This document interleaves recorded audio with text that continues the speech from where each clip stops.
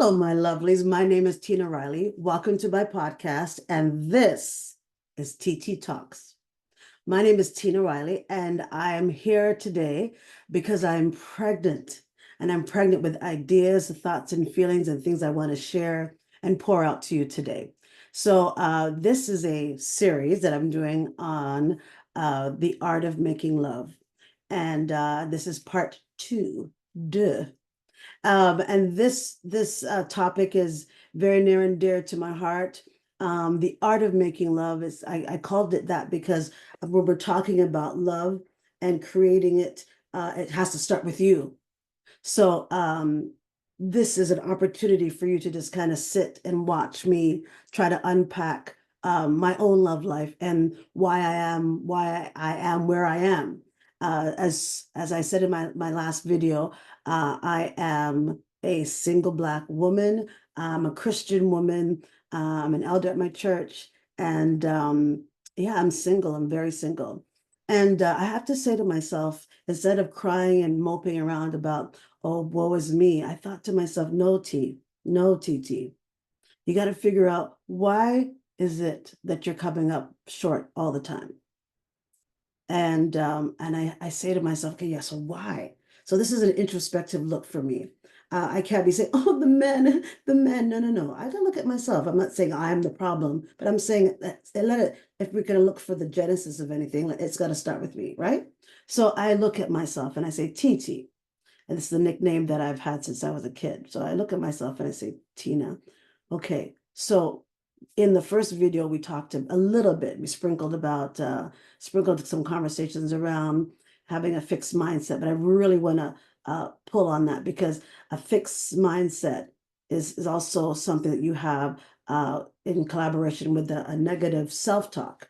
So why is my mindset the way that it is? For the longest time, I had the mindset of I'm single because I'm fat. I'm single because after leaving university, a university where everybody's like-minded, Christian-minded, it's gonna be harder for you to find somebody. I use the excuse I'm single because you know, I'm surrounded by people who are very popular and no one sees me. I decided that I'm invisible. I'm single because I'm too heavily minded. I put those things on myself. How many of you out there put things on yourself that are not so? They're not real. It's not true. And I really want to give you an opportunity to help yourself as I try to talk myself through the art of making love. How do I love Tina? How do I love TT? How do I love her? Uh, and the first thing, as I said in my last video, is talking about the honesty. Where are the areas that you need improvement on? And yeah, and also using my past hurt to my advantage, not to feel so, woe is me, I'm the only single one on the planet. And I kind of thought that for the longest time that I was, no one else is going through what I'm going through. And that's not true. That's a full-on lie. A lot of women are where I am. I'm 54 and I'm single. Um, I want to preface also by saying that being single is not a curse. Being single is not negative. There's something that the child of God, the woman of God, has to do during that season in their life. But I don't want to be in any season any longer than I have to be.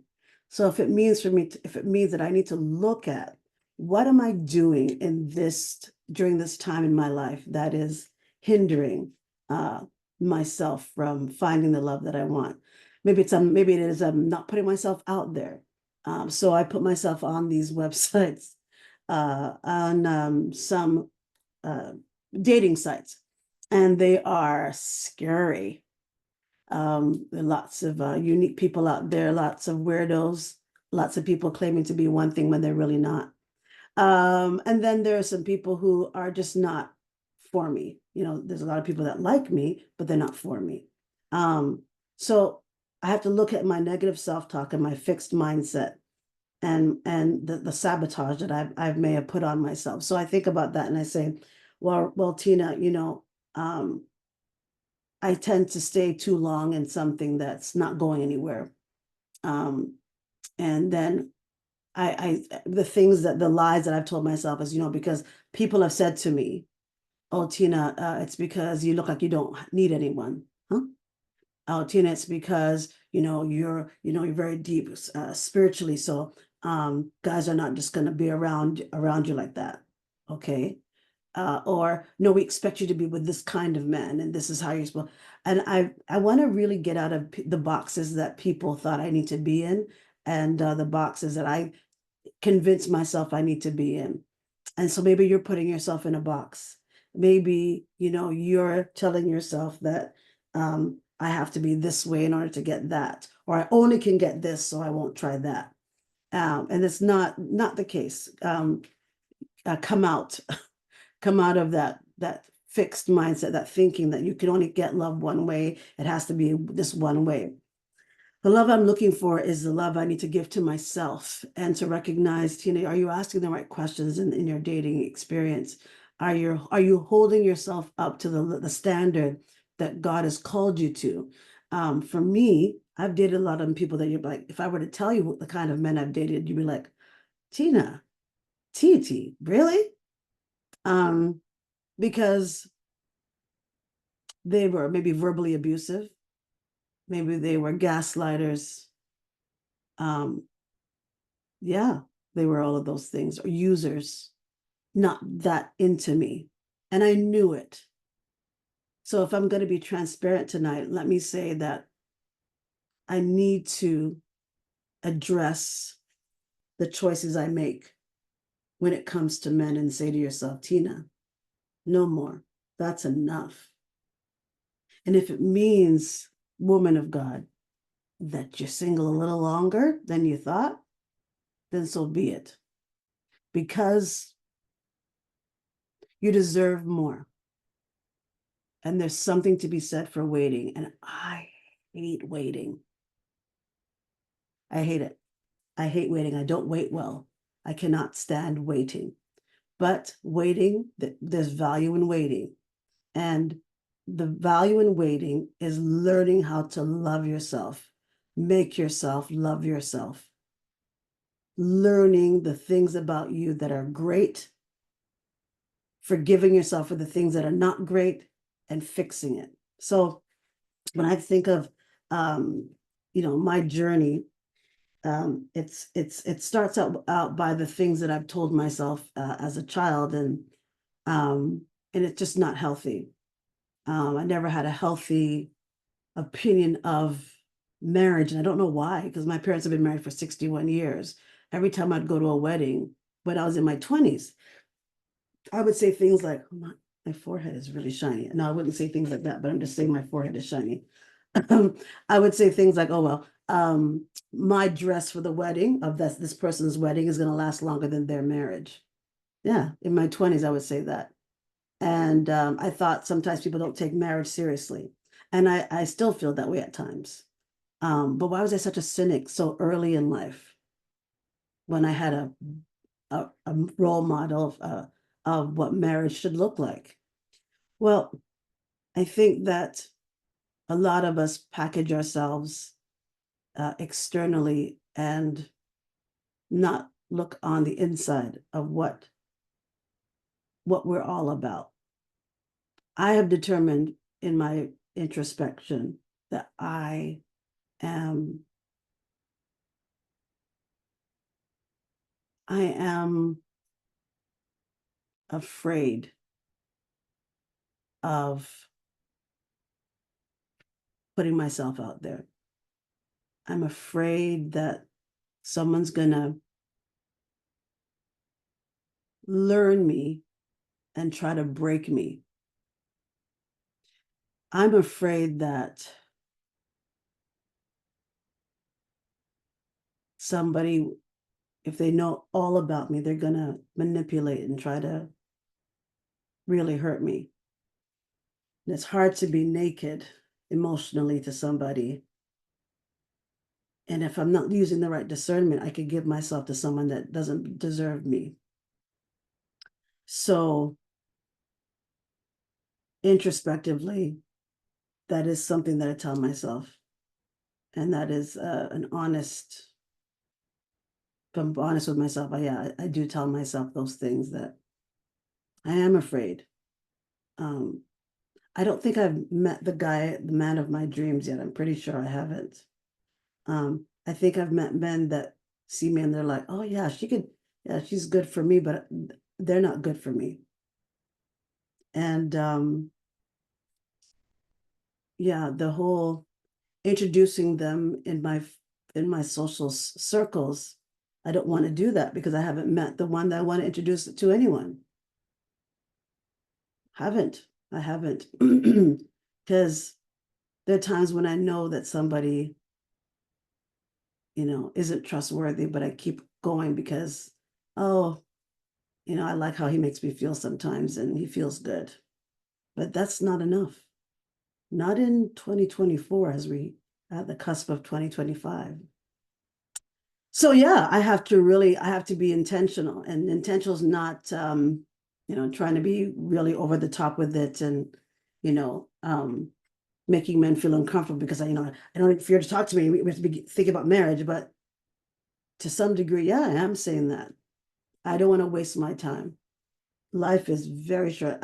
You know, there's been a lot of male friends or acquaintances in the past couple of months who've just passed away. And I don't want to live this life and not do everything that I need to do and be everything I need to be for God. And if I am doing anything that is wrong in my love life, I want to use this platform uh, to fix it because there's some women out there that are putting themselves out there and in desperation throwing themselves at men. I'm not going to be that. I'm not that chick. I'll never be her. I'll make jokes to men and say you're cute, but I don't do that. I know that one other thing that I've got to work on. My face says get lost apparently when it comes to men or just in general. I have that RBF face, the resting face. Yeah. I don't know that I wear it.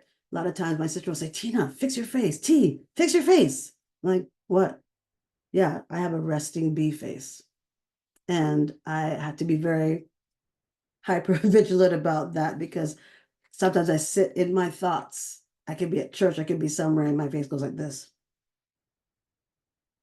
I'm not trying to go there. I don't even know that it's happening. My sister will say to me, fix it.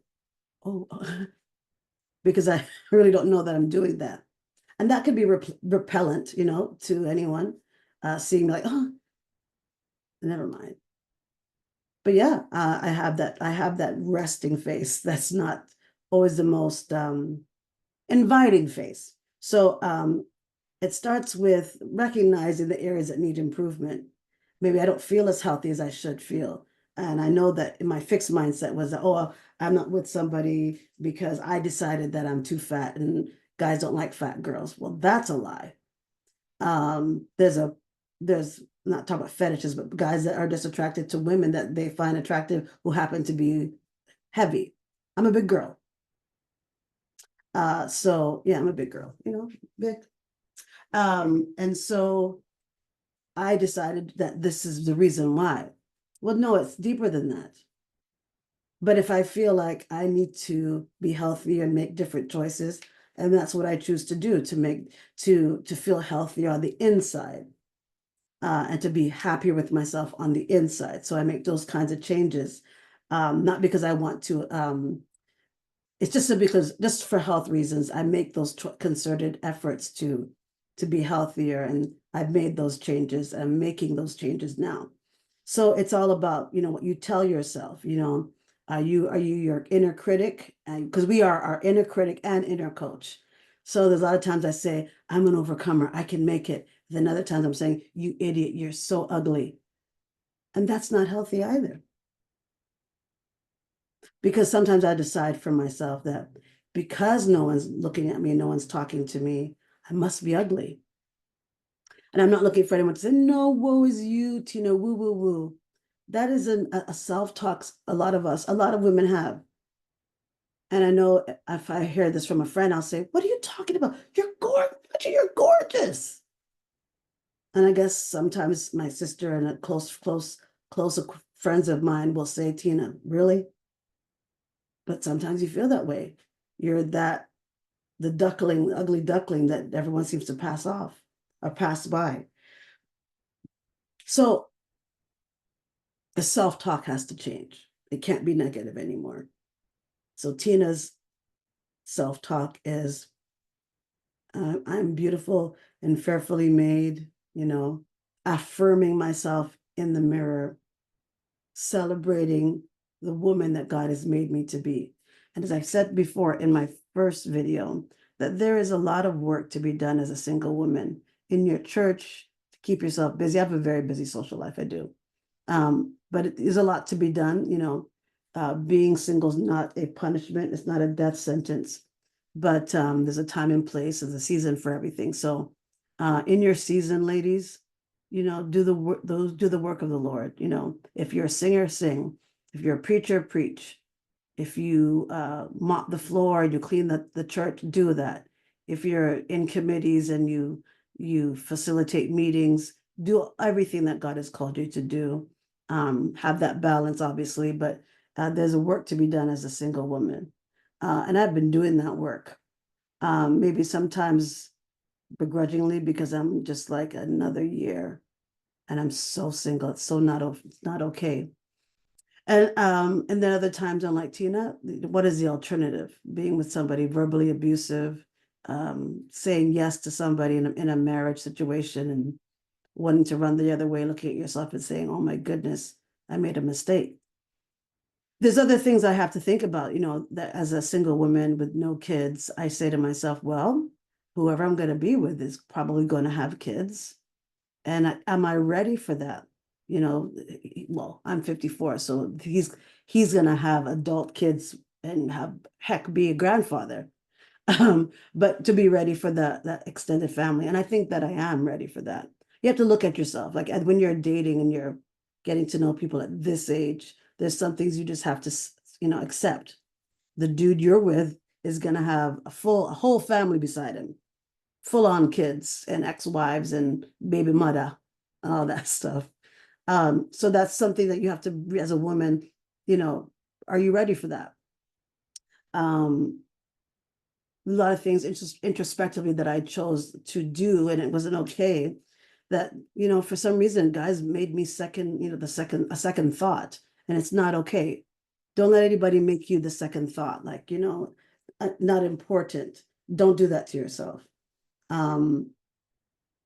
Even though they come with their families and, the mixed family and the blended family situation, you should have a place in that guy's life where, he's thinking about you and you have priority in someone's life. Don't settle for anything less than that. I hear that men make time for what they want. So if they're interested in you, you'll know.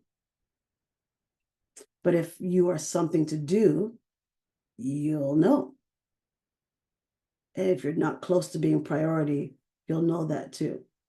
So this is part two. I just wanted to kind of start the conversation. In my time with you, I will also be talking to other people about their love life and their journey in love and how they've found ways to make love to themselves. To the art of making love is really the roots of it all is who you are as a woman. Are you being honest with yourself? Are you being honest with your heart? Are you protecting it from things that are unhealthy? Are you getting it ready for the things that are healthy and that have potential? Also, women out there, don't judge a book by its cover. Of course, we're always going to be attracted to people. And there are a lot of times, give it conversation, give it time. it's important to do that. And I know I've been on a couple of dates recently, and yeah, I mean, I gave it time and went out on a date, and I looked really cute. And he wore the exact same clothes that he wore the first time he met me. He wore it like a lot of times. And it wasn't like he was poor. He just didn't put any effort into his presentation. And he even said, because it wasn't just me going, ugh, no, it was, he said to me, yeah, I know. Yeah, I know. I don't mind my clothes. I'm putting my best foot forward, and you're not putting your best foot forward. And I'm not saying he needs to drive a certain car or whatever, none of that, because this guy didn't have any of those things. Communication was pretty healthy, pretty reasonable. But obviously, there needs to be more than that. Something needs to connect. You know, visually, we're all visual people, and you know, we like what we like, we see what we see. But beyond his presentation, I did enjoy him. But then I realized there were some things that just weren't enough. Not just the clothing, but um, he had a mindset around what a woman should do, and what a woman should what a woman would should do, and also um, his expectations. You know, he has to have food on the table at a certain time, and I have no problem cooking for a dude, but this guy got a little too rigid and was like reaming off his expectations. And I listened to the expectations, and I realized those are not ones I wish to entertain. Uh, and so I ended that. Um, Also, a lot of times when you're talking to somebody, make sure that they're actively listening to you. I have settled for people who don't listen to my heart. If I'm pouring out and sharing with who I am, you know, I met with somebody recently who I said, my parents have been married for 61 years. He was like, what? Yeah. And so, you know, a little bit more about me. And I thought, you know, as a single woman with no kids, my parents are still my immediate family. So they mean just as much as your son or daughter or grandchild. And I'm patient to some degree around, like I'm learning myself, I'm trying to be open, trying to be patient when it comes to men. So I listened. I was like, wow, he just shrugged the entire mommy daddy conversation out of the water. So I waited for it to come back around, and it never came back around. When I tried to bring it up, I was cut off. I want to learn about you, but you should want to learn about me too. I want to hear what's important to you, but you should want to hear about what's important to me as well. And he didn't do that. And the Tina that usually settles would be like, oh, well, you know, oh, that was a little bit of a glitch. No, no, no, no, no. Prioritize yourself. Prioritize yourself, woman of God. Prioritize yourself. You want a man that wants to talk, absolutely. You want a man that's emotionally available, absolutely. But you want a man that can actively listen, because women, by nature, we're nurturers. You know, we take in, right? So we take it in, we listen to it, we hang off every word you say. But when you're not listening to us, you don't care about us that much. And if you have a hard time, if you realize, you know, you're dating someone that, you know what, I have trouble, you know, opening up, and not opening up, but listening. Sometimes I talk too much or whatever, a guy like that, you know, I totally get that. If he can be up, you know, forthcoming to say that, that's good. That's a very good thing. But if he is literally ignoring your needs and your feelings and your emotions about things, nope. You are just as important in that relationship as he is. So I hope that this journey that I'm taking with you helps you in some way, shape, or form. And I hope you like and subscribe.